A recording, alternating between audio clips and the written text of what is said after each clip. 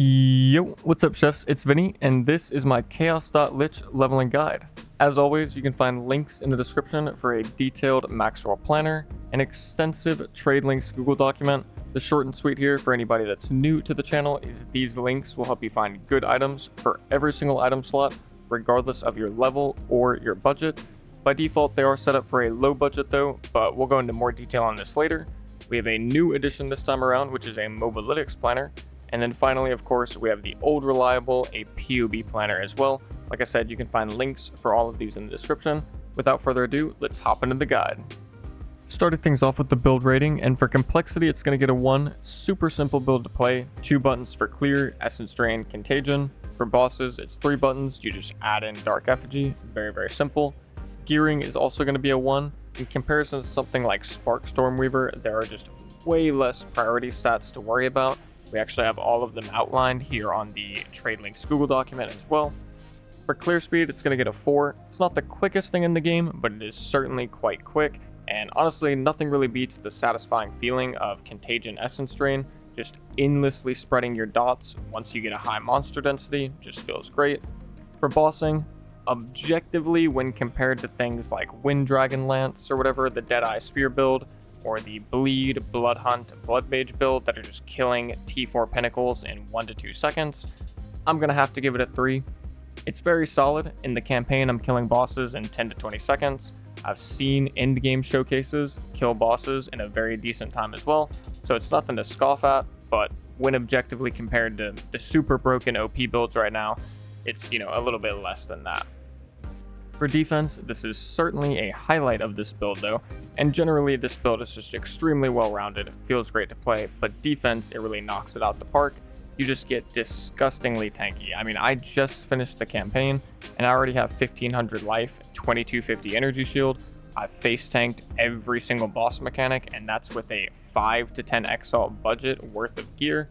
So it's just insanely tanky, zero fear of getting one shot, and you can get much higher energy shield deep into the endgame. On POE 2 Ninja, you can see people that have well over 20k, so it just gets unbelievably tanky. Moving on to the skills, we have 2 setups here. One is going to be your recommended minimum, and then next is if you have a little bit of extra currency to throw around for some greater jeweler's orbs and you want to get yourself some 4 links in advance. Going back to the minimum though, your general gameplay loop while clearing through the campaign is going to be to use Contagion and Essence Drain in combination with one another on your regular trash packs or regular trash monsters. This is going to take care of all of those. And then for really tanky rares or just primarily bosses, you're just going to add in Despair and Dark Effigy. Despair is your run-of-the-mill curse. It's just going to lower the chaos resistance of the enemy, and this can go below 0, so this is basically just a flat increase to your damage, because a lot of bosses actually do have 0 chaos resistance. And then Dark Effigy is just going to blast the enemy with chaos damage missiles effectively for every chaos damage dot that they have on them. So if you have 4 chaos damage over time effects on the enemy, it's going to be blasting them with 4 missiles roughly every second, probably faster than that actually once you get your support gems in it. But long story short, it's going to do a lot of damage, and it can actually blast as many enemies on the screen that there are with chaos damage over time effects. So if you have like 100 enemies with Contagion on them, and then you place a Dark Effigy, it's going to throw out 100 little missiles, but it's primarily just used for single target. Quickly just go over it. For Essence Drain, we've got Chain, Swift Affliction, Considered Casting, and I do recommend them in this order, left to right, for all of the gems. Unleash, Magnified Effect, Hinder for Contagion, Envenom, Control Destruction, and Overabundance for Dark Effigy, so we can get 2 of them. Quick little note here, Chain and Unleash makes it so that you don't have to be precise with Contagion and Essence Drain.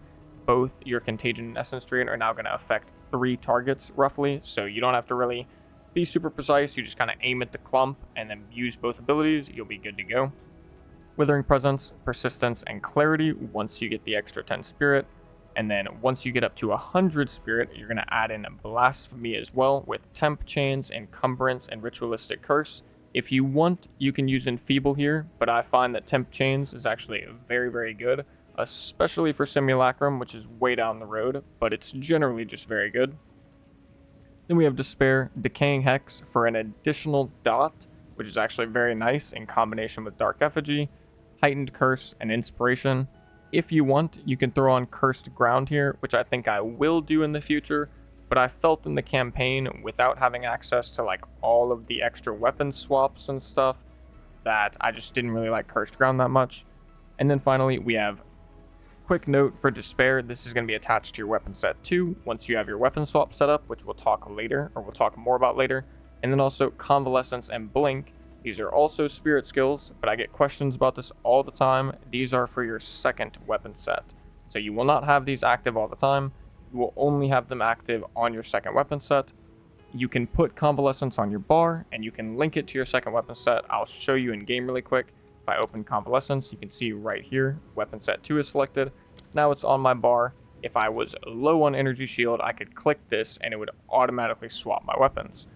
For Blink, I can just weapon swap and then press space and then I blink. And then I can, I can go back to my regular weapons. If I just press Essence Drain, it automatically swaps me back to my regular weapon set. Like I said, we'll go into more detail on those later, because it's actually quite easy with this build. And then finally, we have Shield Charge. You're only using this while leveling in the campaign just to speed things up. That's why we have a shield in our second weapon set, actually. And you don't need to use this once you have Blink, but you don't get Blink until Act 3 Cruel, so you will be using it for a while. And you don't have to use it, but it just speeds things up quite a bit. So for that, we have Ingenuity and Martial Tempo. Once you get Blink, you'll throw Ingenuity into your Blink. And then finally, we have Incinerate with Lifetap. Now, this doesn't have to be Incinerate. This can actually be any spell, really, that uses mana, and then you can just convert the mana cost to life. The reason we have this, and we'll maybe talk a little bit more about this later, but it's pretty simple to explain. Effectively, one of our Ascendancy nodes says that your life cannot change while you have Energy Shield. The benefit here is, well, there's a lot of benefits, actually, but one of the main benefits, or maybe not main benefits, but one of the benefits is if you throw on this helmet that gives you Eldritch Battery and removes your life, you can then use an ability with Lifetap. I actually just have Essence Drain. You can bring yourself down to low life. Then you can slap the helmet back on and Zero Sustain. Now we are permanently stuck at low life, and there are a couple passive nodes on the tree. I actually don't have any of them yet, which is why I'm not sitting at low life. But here's one. You get 30% extra faster start of energy shield recharge when not on full life. And then another one we'll be taking later is 20% increased cast speed when on low life. So that's why you can manually bring yourself down to low life and you can stay there, and it's quite nice. So that's why we have Incinerate thrown on the planner. And as for the other setup, all we do is add in Chaos Mastery, Chaotic Freeze, and Arcane Tempo. Moving on to the passives, and of course we'll start at the beginning. I've kind of got this broken up into chunks based on where you would be at in the campaign, and I'll kind of explain that as we go along. Starting off, the first 16 points, you can have this by level 12. This is a pretty good reference point for when you're good to go to fight Geonor. Of course, I usually fight him around level 14, 15, so you'll have a couple extra points than this. But after that, we're just going to blast all the way straight up to the +1 level of Chaos skills. This is going to be a massive damage increase. Any extra levels of your Essence Drain, Dark Effigy, all that good stuff is going to make a big difference to your damage. It's one of the best ways to scale your damage, actually. After that, we're going to come down and get a little bit of cast speed and some extra energy shield. Then we're going to get our first 2 Ascendancy points. I would recommend you do this right around the time you're killing the final boss of Act 2. Truth be told, this node by itself doesn't actually do a lot for us. Simply put, it just gives us a lot more mana regen. But it really it comes online once you get extra nodes, which we'll talk about more later. And then right around this point, I would say you're good to go to fight Jamun-Ra. You should be around level 27 at this point, so you'll once again probably get a couple more points unless you're really speedrunning. Moving on from that, we're going to grab some extra Area of Effect, which is really good for your Contagion spread. Then we're going to get some faster start of Energy Shield recharge and increased Energy Shield recharge rate. Around this time, you should start getting a pretty chunky energy shield pool, so getting some increased energy shield recharge and faster start of energy shield recharge delay is obviously going to help. Then we're going to get some extra chaos damage and skill effect duration. We're going to get some more chaos damage, skill effect duration, and then at around this time, you should be roughly level 44. You'll get 12 extra passive points from the first 3 acts. So at 56 points, you're going to be roughly level 43, 44, give or take, maybe 45 actually, I think. And this is roughly where you're going to be. right before you fight Doriani. If you want to min-max, you can do a little respec here, which I have shown. We're going to get rid of these nodes and, well, these 5 nodes and these 4 nodes plus this 5th node. We're going to get rid of them. We're going to add them in as weapon set 1 points. And then for weapon set 2, we're going to allocate all of these curse nodes. So at this time, you could go ahead and set up your Despair to be on weapon set 2. Your weapon set 2 Despair is now going to be much more effective. It's going to get a lot of extra magnitude as well as a lot of extra duration. And then you're still going to keep all of the damage for weapon set 1, which is what you'll primarily be using like 95% of the time. After that, we're going to go ahead and grab a really important node, Heavy Buffer. Also, one thing I forgot to mention, you should go ahead and get your second set of Ascendancy points right before you fight Doriani. Once again, this isn't going to be a hugely massive deal at this point. Like, it's not giving us any extra damage, and we're already pretty damn tanky, so like, we're getting a lot tankier from this, but it's not going to feel crazy, so you don't have to worry about it too much. But I got this right around the time I killed Doriani. What this is going to do, it says your life cannot change while you have Energy Shield. 1, it's going to allow you to permanently stay at low life for a couple of bonuses, like this node right here, Quick Response, as well as this node, Final Barrage.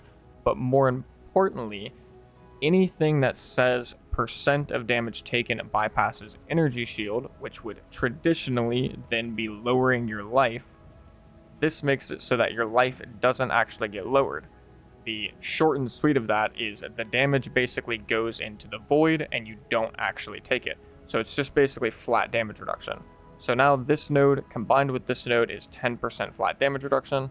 Now we're also going to pick up an additional 5% damage reduction because 5% of damage taken bypasses Energy Shield. And then we also have Adziri's Disdain at level 40, which is going to give us an additional 15%. So at this point we have 30% damage reduction, which is pretty insane. Moving on with the passives though, after you get Heavy Buffer, you're going to go around, you're going to grab Whispers of Doom. So this is kind of a weird one. It's like out of order a little bit, but long story short, whenever you get Blasphemy and you have Temp Chains, you need to also simultaneously pick up Whispers of Doom so you can have 2 curses on the enemies. If you don't, because by default you can only have 1 curse. And of course with Blasphemy, Temp Chains is always being applied to enemies near you. So if you don't have Whispers of Doom, then you can't apply Despair to bosses to lower their Chaos Res. So once you get Blasphemy, go ahead and pick up Whispers of Doom. This is going to allow you to apply Temp Chains and Despair to bosses, which is very important. Don't forget this step. You're going to lose out on a lot of damage because you'll never be able to apply Despair without Whispers of Doom. Very important. After that, we're going to come around, we're going to grab Hallowed, which is going to give us a bunch of ailment and stun threshold based on our Energy Shield. Very important because we have a massive Energy Shield pool. We're going to have Patient Barrier for even more Energy Shield. We're going to keep going, grab some more faster start, come all the way over, grab some Effect of Withered, which Effect of Withered is one of the best ways to scale your damage, I believe, for this build. It's almost like scaling your magnitude of shock for a Spark build, for example. Very, very strong. And then finally, we're going to come down here for your final points, or not your final points, you're close to final points. You're going to come over here, grab a bunch more faster start of Energy Shield recharge. This is when you can start using a Lifetap skill to put yourself on low life in combination with that helmet we talked about earlier, the Visage of Aya. And then finally, we're going to grab Refocus, which is just a bunch of extra Energy Shield recharge rate. At this point, 89 points, you should be roughly level 66, I believe, 65, 66, one of the two, which is generally right around the time you finish the campaign. You can obviously finish the campaign earlier. I think I finished it at level 62, but this just gives you an idea of roughly where you want to be when you start going into maps. And then one extra step, if you want to min-max right before you fight Doriani in Act 3 Cruel, it's certainly not necessary, but you should eventually think about doing this for like Pinnacles in the Endgame anyways, so it doesn't really hurt to go ahead and do it now. But assuming you are level 65, 66, and you have all 24 weapon swap points from the campaign, you will be able to do this. So we do a little respec here. We're going to get rid of a couple things on the tree. They're all over the place, so it doesn't really matter. Next, we're going to grab this. So we already had this, but now we're going to allocate it with weapon set 1. We're also going to grab this with weapon set 1, and then we're also going to grab this with weapon set 1 as well. It's going to be 23 total weapon set points for weapon set 1. And then for weapon set 2, we're just going to get these other 2 big, nice, juicy curse clusters. Like I said, you don't have to do this for Doriani, but you should probably eventually do this for Pinnacles anyways. And we're going to experiment with some other weapon swap setups once we get there, but for now, this is what's looking like going to be a good starting point for sure. Moving on to the gear, we have 2 setups for this as well, one for the normal axe, one for the cruel axe. I'm going to start off by just going over the uniques and everything we bought in advance of starting the character. So of course, we bought 5 uniques. We bought the Luminous Pace, Doidre's Tenure, Foxshade, as well as Wonder Trap and Edziri's Disdain. 3 of these are just general leveling uniques, both pairs of boots and Foxshade. You can use these on any of your future characters, they're quite good. And then Doidre's Tenure and Edziri's Disdain are both specific to this build. Everything except Edziri's costs you 1 Exalted Orb each, and then Edziri's, if you get that 15% for the bottom roll, which you should, is going to cost you about 4 Exalted, so still quite cheap, about 8 Exalted in total. In addition to that, I also bought a +1 level of Chaos Spell Skills Wand and a +1 level of All Spell Skills Focus.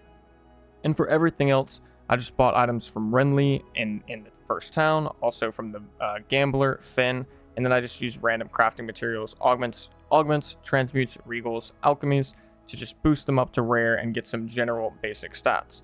For your rings, ideally, you're looking for cast speed, so if you want to buy stuff from the trade site for level 1 for all your slots, ideally you're looking for cast speed, that's priority number 1. Chaos damage, life, resistances, obviously same for the other ring.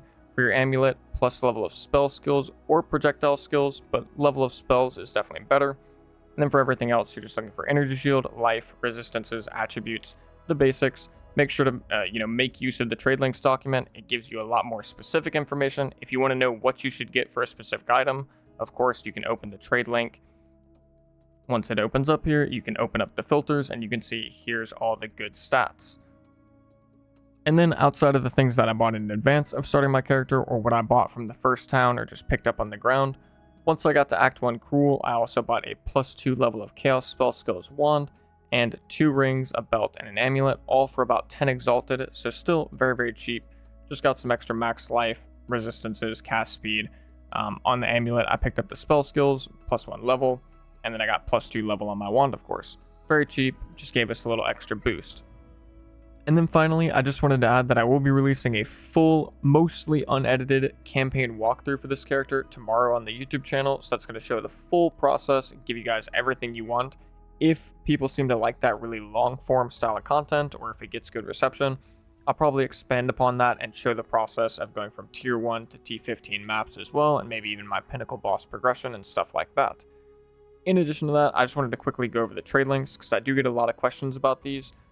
Long story short, make sure you read this little disclaimer here at the top. This is going to give you an important little tip, and I'll just kind of show you guys quickly how to make use of them. If I go to the rings, I click open link, it's going to bring me to the trade site. From here, what you're going to need to do is make sure you adjust the maximum level requirement to your needs. This is very important. And then you can also adjust the maximum price as well. I already have it set up for up to a week ago, so you're not getting like really old postings. You're getting stuff that's pretty recent. And then if you adjust your level and Exalted Orb equivalent, or your max price, for example, you may need to adjust the minimum of the weighted sum or any weighted sums within the filter. The only reason you would need to do this, though, is if you have more than 10,000 results showing. So for example, if I open this up, if I just delete the level requirement, we might have more. So yeah, now we have more than 10,000 plus. So if you don't have a level requirement, you could still use this filter, but you would need to up this requirement. So for example, we'll try 150. Now we're down to 3360. So now you can sort by sum and you're good to go. It's one of the reasons why I really like the way I set up these filters, is because you can use them for any budget, any level requirement, and you're always going to find really, really good items. Some of them do also have stuff like this. I started adding this just for this build guide. I'll see if it gets good reception, or if anybody really likes it or whatever. But I have a couple extra things added in here and there, and I usually have them ticked off. But what this one does, for example, and you'll have to look at these on a case-by-case basis, see if you want to check them on. But as you get to a higher level, you can check these on. This is going to remove some of the less preferred base types for rings. So for example, we don't really want an iron ring or an emerald ring for accuracy or phys damage. We don't really want an unset ring for an additional skill slot. We also don't want like extra maximum mana, for example. We'd rather have a rarity of items found, or like if you turn this on and then I sort again, now I'm only going to find rarity, all LE res, chaos res, all LE res. You know, you're only going to find good base types at this point. So that's something you can do as you get closer to endgame. And I added a bunch of things like that, so just make sure you keep an eye out for those. And that's going to conclude the guide. I hope you guys enjoyed. Like I said, I'll be releasing the full walkthrough tomorrow. If you guys want to watch that, make sure to check it out. Other than that, I hope you guys have an awesome day and have fun blasting, chefs. And last but not least, take it easy, chefs.